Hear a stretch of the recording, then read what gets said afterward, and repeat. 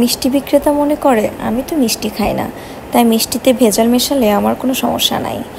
বেকারির মালিক মনে করে আমি তো বিস্কুট খাই না, তাই পচা ডিম দিয়ে ময়দা দিয়ে বিস্কুট বানালে আমার কোনো সমস্যা নাই। ফল বিক্রেতা মনে করে আমি তো ফল খাই না, তাই ফলে কেমিক্যাল দিলে আমারও কোনো সমস্যা নাই। মাছ বিক্রেতা মনে করে আমি তো এই মাছই খাবো না, তাই মাছে ফরমালিন দিলেই কি না দিলেই কি আমার কোনো সমস্যা নেই। দিনের শেষে মিষ্টি বিক্রেতা মিষ্টি বিক্রি করে বিস্কুট, ফল, মাছ কিনে নিয়ে বাসায় যায়। বেকারির মালিক বিস্কুট বিক্রি করে মিষ্টি, ফল, মাছ কিনে নিয়ে বাসায় যায়। ফল বিক্রেতা ফল বিক্রি করে মিষ্টি, বিস্কুট, মাছ কিনে নিয়ে বাসায় যায়। মাছ বিক্রেতা মাছ বিক্রি করে ফল, বিস্কুট, মিষ্টি কিনে নিয়ে বাসায় যায়। এরা সবাই মনে মনে নিজেকে অনেক চালাক ভাবে, বেশি লাভ করছে ভেবে আত্মতৃপ্তির ঢেকুর তোলে। আসলে তারা নিজেরাই নিজেদের পায়ে কুড়াল মারছে, অন্যের ক্ষতি করতে গিয়ে নিজেদেরই ক্ষতি করছে, তা তারা বুঝতেও পারে না। এজন্যই বিজ্ঞানীরা বলে, বেশি করলে চালাকি, পরে বুঝবা তার জ্বালাকি।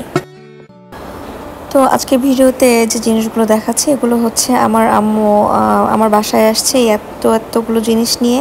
মানে আমার আম্মু যখন বাসায় আসে তখন আমি তো মেয়ে, আমার যে পছন্দের খাবার সেগুলো আলাদা করে নিয়ে আসে, আর আমার যে বাচ্চা আছে দুইটা, মানে তার নাতির জন্য তাদের যে খাবারগুলো পছন্দ ওগুলো আলাদা করে নিয়ে আসে।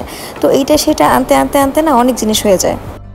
এই যে এখানে দেখতে পাচ্ছেন আপনারা, এত সুন্দর করে আমার আম্মুর নিজের হাতের বানানো আমসত্ত্ব, তারপর পিঠা, গজা, আরও অনেক কিছু। তারপর এটা হচ্ছে আমাদের এলাকার একটা বেকারিতে বানায় টোস্ট বিস্কুট। আম্মুকে বলছে যে 1 প্যাকেট নিয়ে আসতে, আম্মু একদম পুরো 3 প্যাকেট ধরে নিয়ে আসছে। পরে এগুলো আমি খেয়ে শেষ করার আগেই প্রায় নষ্ট হয়ে গিয়েছে।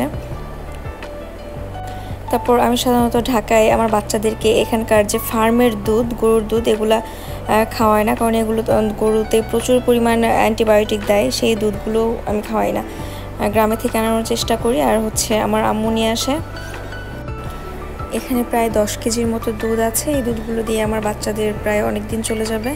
দেখা যাবে যে এগুলো শেষ হওয়ার আগে আগে আমি আবার আনানোর ব্যবস্থা করব।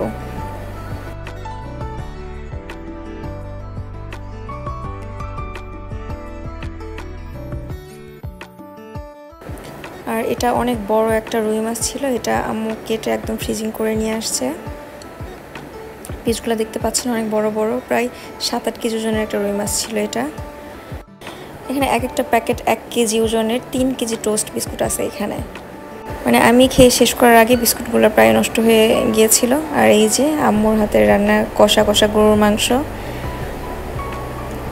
আর এইটা কি বলেন তো, এইটা কিন্তু গরুর তিল্লি বা তিলকা, আপনারা কি নামে চেনেন। এটা আম্মু পুড়িয়ে রেডি করে নিয়ে আসছে। এটার রেসিপি একদিন আপনাদের সাথে শেয়ার করবো। এটা কিন্তু এক এক অঞ্চলে এক একভাবে খাই, খুবই মজার। আমার একটা শর্টস ভিডিও তো দেওয়া আছে। তারপর খাঁটি সরিষার তেল, এটা হচ্ছে আম্রপালি। মানে আম্মু কি কি যে কোত্থেকে কি নিয়ে আসে, আম্মুকে না করলেও শোনে না। আমার তো শেষে ফ্রিজে জায়গা হয় না। আসলে সবার বাবা মাই মনে হয় এরকম হয়, মানে ছেলে মেয়ের বাসায় যাওয়ার সময় পাগল হয়ে যায় যে কি নিয়ে যাবে, কি করবে না করবে। এই যে বিস্কিট আনতে বলছে 1 প্যাকেট, সে 1 কেজি করে 3 প্যাকেট বিস্কিট নিয়ে আসছে, সব কিছু বেশি বেশি।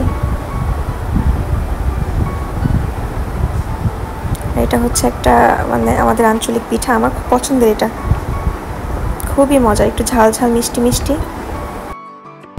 আসলে সব বাবা মায়েরা সন্তানদেরকে শুধু দিয়েই যায়, সেটা বস্তুগত জিনিস হোক, জিনিসপত্র হোক, বা দোয়া, ভালোবাসা, যত্ন, সব কিছুই। আজ মা বেঁচে আছে বলে ভালোবাসাগুলো পাচ্ছি। আল্লাহ সবার বাবা মাকে ভালো রাখুক, সুস্থ রাখুক, বাঁচিয়ে রাখুক।